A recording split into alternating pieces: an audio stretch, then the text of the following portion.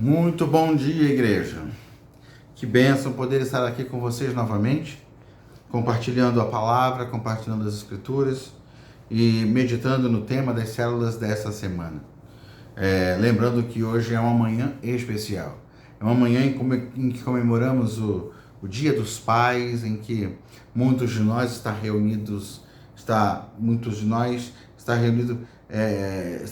em família, estão celebrando essa data.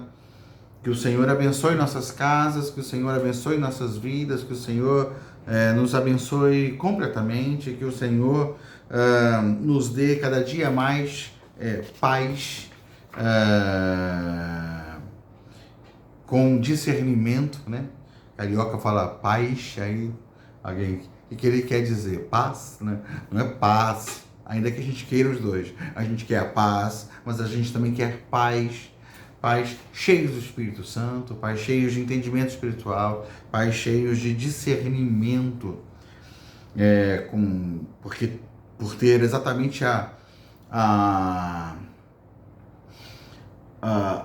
mente povoada das Escrituras, né? A mente cheia das palavras de Deus, enfim, que Deus nos dê cada dia mais pais maduros, conscientes, comprometidos, cheios do Senhor. E o texto de hoje, o estudo de hoje fala exatamente sobre essa relação entre o que é nosso e o que é do Espírito, né? Como o Espírito Santo nos influencia, né? Fala sobre discernimento espiritual, percepção espiritual, posicionamento espiritual. Nós estamos estudando sobre ataques que sofremos todos os dias. O título do mês, do estudo da célula desse mês é Sob Ataque. E na semana passada falamos sobre os ataques que recebemos do mundo, né? Por estarmos no mundo, as aflições, né? Como Jesus falou, no mundo tereis aflições, mas tende bom ânimo, né? Fiquem animados, eu venci o mundo. Então, você tem um mundo que não te dá garantias, você não tem certezas. O apóstolo Paulo fala, revistam-se da armadura de Deus para que vocês possam resistir no dia mau. O dia mau, ele vem. O dia mau é algum aspecto externo sobre o qual a gente não tem controle. Aí ele vem, como uma tempestade, como um furacão, como um terremoto, como alguma coisa que a gente não pede para vir, não tem controle, mas vem. E aí a gente às vezes não está preparado para isso, mas deveria. Por isso o apóstolo Paulo fala, preparem-se, estejam prontos, estejam firmes, estejam revestidos de Cristo, da armadura dele. Todos os dias, então, nós enfrentamos ataques que vêm do mundo, vêm das circunstâncias que nos cercam. Mas no mundo não há apenas tribulações externas. No mundo não há apenas furacões, vendavais, terremotos, tsunamis. Não são apenas esses os medos ou as lutas que enfrentamos diariamente. Mesmo num dia de muita paz, mesmo num dia de muita paz, mesmo num dia de muita bonança, muita tranquilidade, de almas, de águas calmas, de brisa suave, mesmo neste dia, você está em guerra, você está em luta, uma luta constante. Por quê? Porque a gente está sempre no desafio de lutar contra o nosso maior inimigo. Quem é o nosso maior inimigo? O diabo? Não, o diabo é um inimigo terrível, mas ele não é o nosso maior inimigo. Quem é o nosso inimigo? Meu patrão. Não fala isso, não é seu patrão.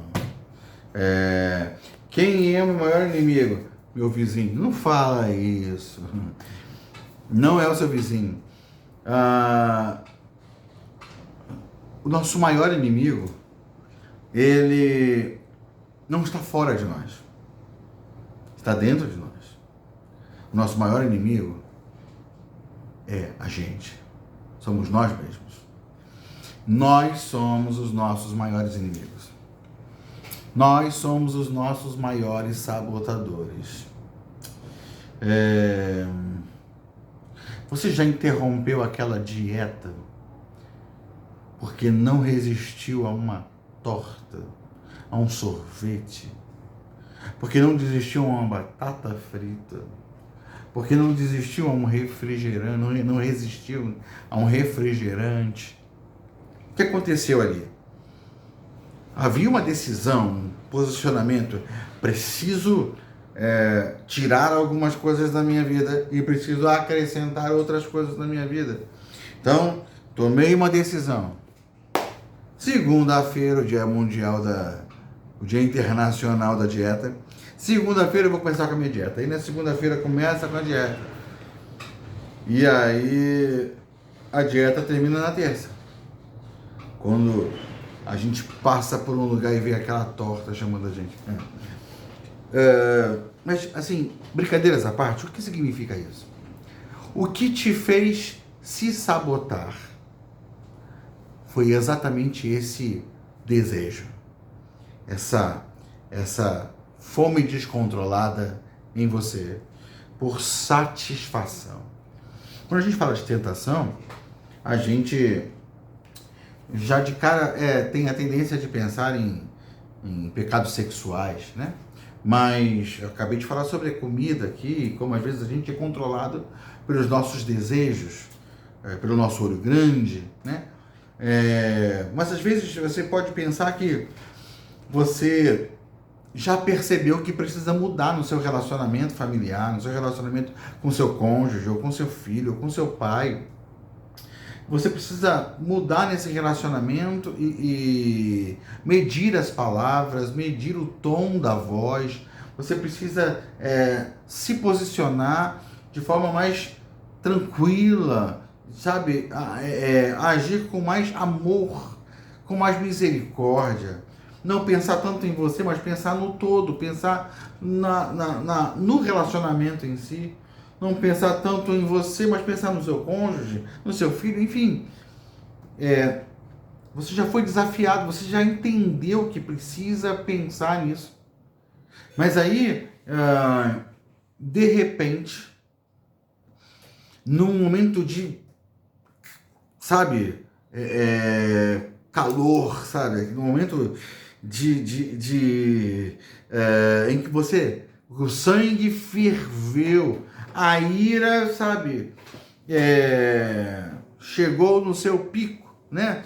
E você naquela hora, tomado por uma justiça própria, tomado pela intenção de provar o quanto você tem razão, o quanto a sua percepção é a certa, o quanto você enxerga melhor a situação. E aí você fala, e aí você às vezes ofende, aí você machuca.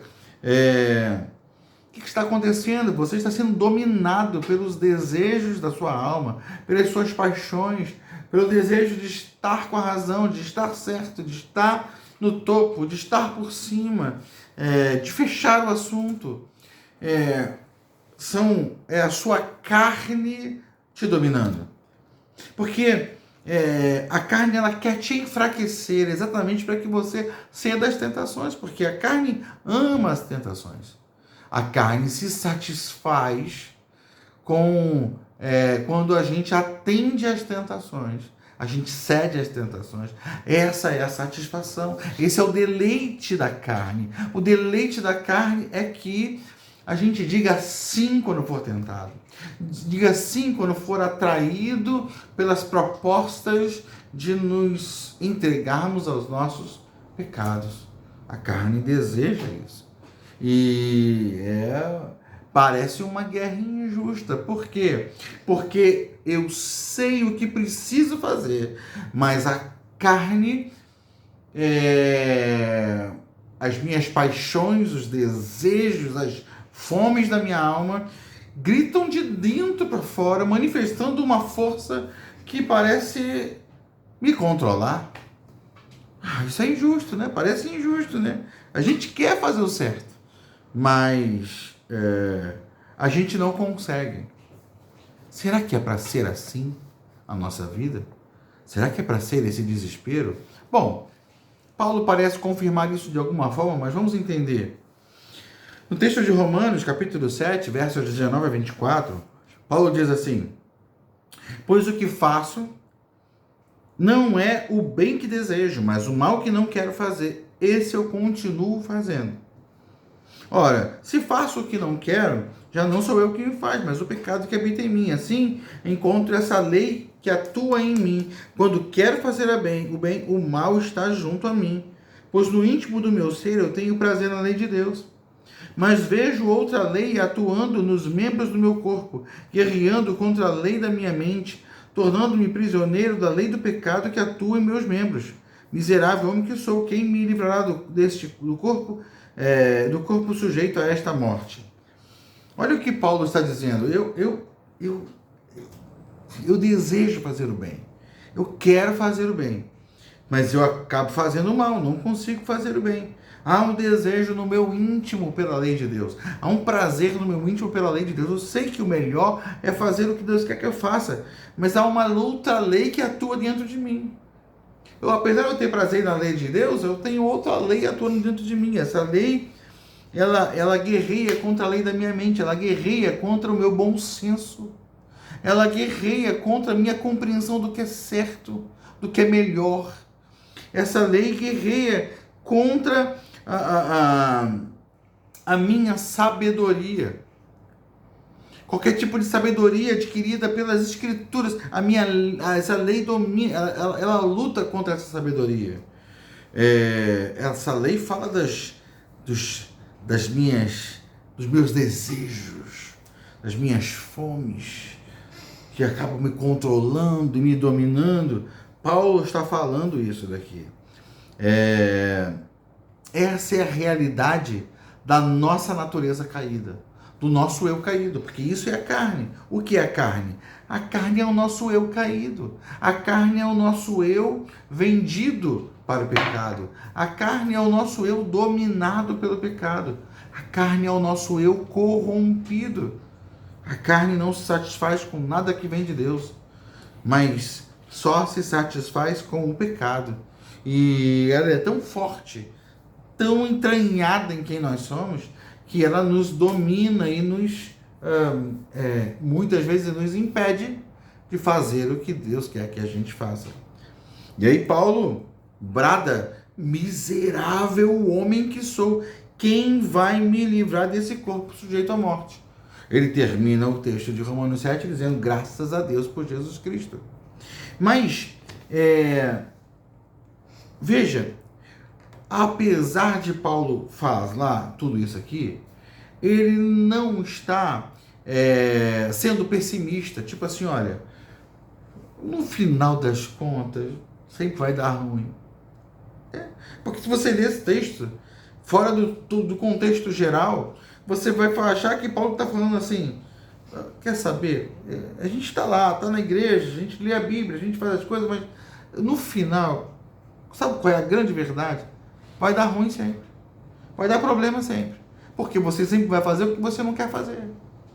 Você sabe o que precisa fazer, mas não consegue fazer. Então, essa é a nossa realidade, não tem jeito. Eu estou escrevendo um monte de coisa aqui, mas no fundo, o que você precisa saber é isso. No final das contas, a gente está frito. A gente não tem jeito. A gente não consegue nada mesmo, não vai fazer o que precisa ser feito. Não tem sentido essa percepção. Parece que Paulo está falando isso nesse texto isolado, mas ele não está dizendo isso. Paulo não está sendo pessimista. Então ele não está dizendo para você: no final não tem jeito, tudo vai ser assim mesmo. Não, ele não está falando isso. Ele não pode estar falando isso. E a grande prova de que ele não está falando isso está no fantástico, absurdo, impressionante, incrível, maravilhoso, quase que incomparável capítulo 8 de Romanos. Meu Deus, mas que capítulo fantástico! Que texto impressionante, maravilhoso, poderoso, libertador! Esse texto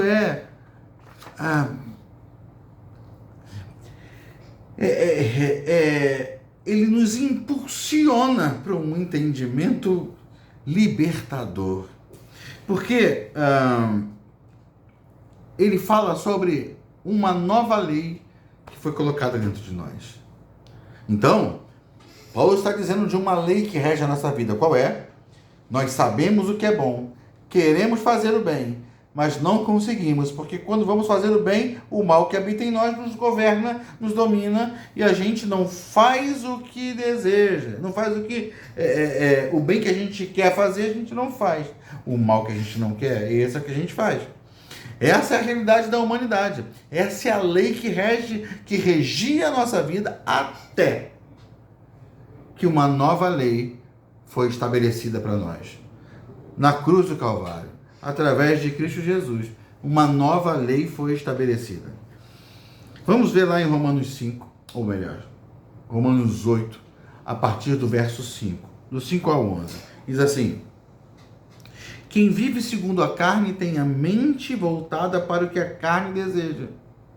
Mas quem vive de acordo com o Espírito tem a mente voltada para o que o Espírito deseja. Então, se eu vivo segundo a minha carne, o que vai me governar? A minha carne, os meus desejos, minhas paixões. Se eu vivo segundo a carne, eu vou viver segundo a força em mim que sempre deseja cair em tentações. Se eu vivo segundo a carne, eu vivo sobre aquele potencial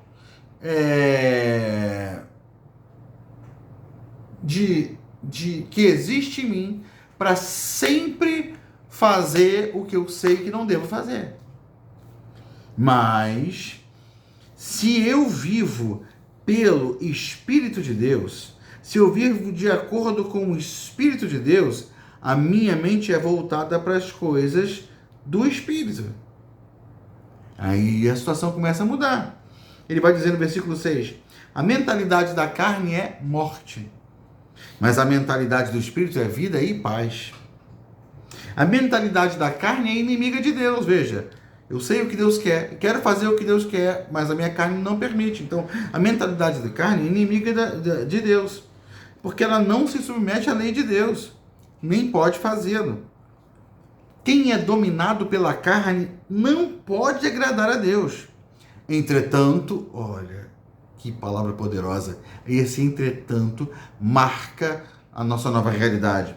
Vocês não estão sob o domínio da carne, mas do Espírito, se de fato o Espírito de Deus habita em vocês. Se alguém não tem o Espírito de Cristo, não pertence a Cristo, mas se Cristo está em vocês, o corpo está morto por causa do pecado, mas o Espírito vive por causa da justiça. Então, por causa do pecado, o meu corpo morreu, mas a justiça foi feita. O pecado foi condenado na cruz do Calvário. E aí Jesus é a nossa justiça e nos torna inocentes do nosso pecado. E aí nos dá acesso à vida dele. E a vida dele é uma vida ressurreta, porque o texto vai dizer assim: se o Espírito daquele que ressuscitou Jesus dentre os mortos habita em vocês, aquele que ressuscitou a Cristo dentre os mortos também dará vida a seus corpos mortais, por meio do seu Espírito que habita em vocês. Quando Jesus ressuscitou, ele não era uma alma penada, né? Ele passou pela parede, mas comeu. Ele tinha um corpo espiritual de forma que atravessava as paredes, mas tinha uma estrutura que ele podia pegar lá e comer o peixe e o peixe não ficava assim, caía dentro ele botava o peixe na boca, o peixe caía direto no chão, porque ele era uma alma penada, um espírito etéreo sem forma. Não, ele era uma pessoa com um corpo glorificado. O corpo amortecido de Jesus, O corpo que foi ferido, o corpo que foi cortado, a espinha, né? A coroa de espinhos, o corpo que foi marcado por tantas ferramentas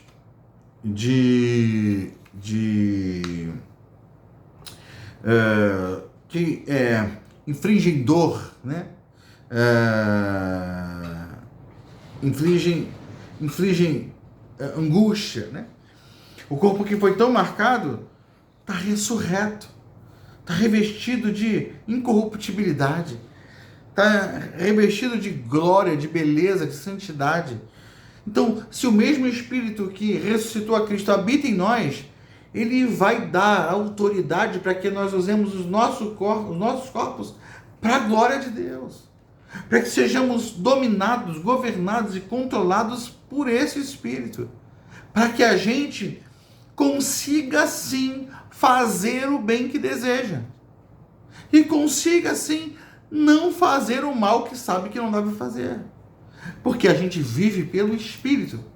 E aí esse é o desafio, viver no Espírito, viver pelo Espírito. Se nós vivermos pelo Espírito, vamos pensar de forma espiritual e vamos discernir o que é espiritual, o que não é espiritual, e desprezar o que não é espiritual, e amar aquilo que vem de Deus, e nos dedicarmos àquilo que agrada ao Senhor. Quem vai desenvolvendo sua vida espiritual, pouco a pouco vai ganhando autoridade sobre sua própria carne, para subjugar a carne, para não mais ser dominado por suas paixões. Toda vitória contra o pecado se dá exatamente pela busca constante de Deus. O segredo de ter vitórias contra o pecado não é tentar fazer força para não pecar. Você não vai conseguir dessa forma. Porque o bem que você quer fazer, você não faz. O mal que você não quer, esse você faz. Mas, se o Espírito Santo entra na história e você busca se encher desse Espírito todos os dias, se encher da presença de Deus todos os dias, você vai ser fortalecido para dizer não para o pecado, para dizer não para a sua carne, para vencer o pecado no poder e na autoridade do nome e do sangue de Jesus Cristo. Amém? João diz lá na sua primeira carta, capítulo 2, versos 15 a 17. Não amem o mundo, nem o que nele há. Se alguém amar o mundo, o amor do Pai não está nele. Pois tudo que há no mundo, o que há no mundo? Além das tribulações que a gente falou na semana passada, o que há no mundo? A cobiça da carne, a cobiça dos olhos e a ostentação dos bens. Essas coisas não provêm do Pai, mas do mundo. O mundo e sua cobiça passam. O mundo e a sua cobiça passam, mas aquele que faz a vontade de Deus permanece para sempre. Permanece para sempre. Qual é a consequência de amarmos o mundo? O João está dizendo aqui, não amem o mundo. Se alguém amar o mundo, o amor do Pai não está nele. O amor do Pai não está em quem ama o mundo. O amor do Pai não está em quem dá vazão à sua carne para satisfazer seus desejos. Isso quer dizer que Deus encolheu o seu amor, Deus recolheu o seu amor. O amor estava sobre a vida das pessoas, até que as pessoas decidiram não amá-lo. E aí, então, Deus recolhe o seu amor? Não. A Bíblia fala que Deus amou esse mundo caído, né? Deus amou de tal maneira que deu o seu Filho por nós. Não é que Deus recolhe o seu amor, mas quando eu amo o mundo, eu não reconheço o amor de Deus. Quando eu amo o mundo, eu estou desprezando o amor dele. O amor dele sai de cena porque eu tiro de cena. O amor dele está presente sempre, mas os meus olhos estão fechados. Quantas vezes algumas pessoas ficam abatidas e se sentindo acusadas e por isso, por estarem se sentindo acusadas, não fazem um movimento de retorno para o Senhor. Porque se sentem acusadas, se sentem envergonhadas e acham que Deus as está rejeitando. O amor de Deus por ela mudou? Não, a Bíblia fala que nada nos separa do amor de Cristo. No entanto, a minha percepção, a minha sensibilidade a esse amor está comprometida. Eu não consigo perceber esse amor, eu não consigo receber esse amor, eu não consigo mergulhar nesse amor. Então, se alguém amar o mundo, o amor do Pai não vai estar nele. Então, se eu perco o amor do Pai, eu perco o próprio Pai, porque o Pai é amor, Deus é amor. Então, eu não devo me entregar às paixões, às tentações, mas eu devo amar a Deus acima de todas as coisas. E aí o texto diz assim: o mundo e a sua cobiça passam. Todo tipo de tentação vem de áreas que são temporais, não são suficientes para nos satisfazer. Por isso precisamos voltar a elas continuamente. Quanto mais voltamos a elas, não ficamos satisfeitos. Nós só nos afundamos mais. Mas quem é que permanece para sempre? Quem é que permanece em Cristo, se fortalecendo nele, se torna inabalável nele, revestido da armadura dele? Aquele que obedece. Porque o texto vai dizer assim: o mundo e a sua cobiça passam, mas aquele que faz a vontade de Deus permanece para sempre. A vontade de Deus é boa, perfeita e agradável. Mas quem é que consegue discernir essa vontade boa, perfeita e agradável? É aquele que se entrega como sacrifício vivo, santo e agradável a Deus. Esse é o que desfruta da bênção e da graça de Deus. Querido, que Deus abençoe sua vida, que Deus abençoe você, que Deus te fortaleça, que as conversas na célula sobre esse assunto sejam edificantes, marcantes, e que a gente possa crescer no Senhor, na proposta de vida que Ele tem para nós, e, enfim, que Deus nos abençoe e abençoe nossas células. Um feliz Dia dos Pais para todos vocês. Que Deus dê graça transbordante sobre cada um de nós. Em nome de Jesus. Deus abençoe, querido.